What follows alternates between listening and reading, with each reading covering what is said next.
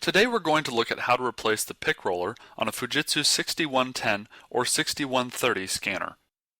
The pick roller is one of several consumable parts on the scanner. You should replace it every 100,000 scanned pages, and you'll get a warning about replacing the part when you've scanned 90,000 pages. Here's how to replace the pick roller on your scanner. First, take out any documents from the paper chute. Next, we'll remove the paper chute. Tilt it slightly toward the front of the scanner and pull the part firmly out and up. Next, open the scanner by pulling the release tab toward you. Now we'll take out the sheet guide. The sheet guide is this gray piece of plastic here. Pinch the tabs on either side and pull the part out and up. There we go.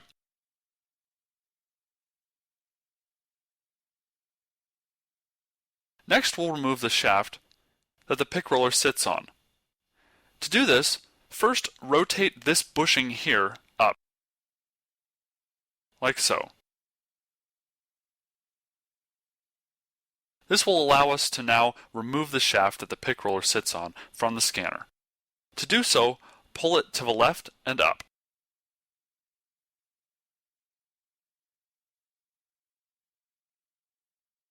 To remove the pick roller from the shaft, we'll lift this retaining clip with either a paper clip or your finger, like this. Now you can slide the pick roller up and off the shaft.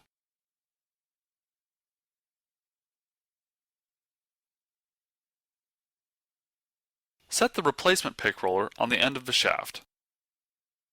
You'll need to lift the retaining clip with your finger to slide it down.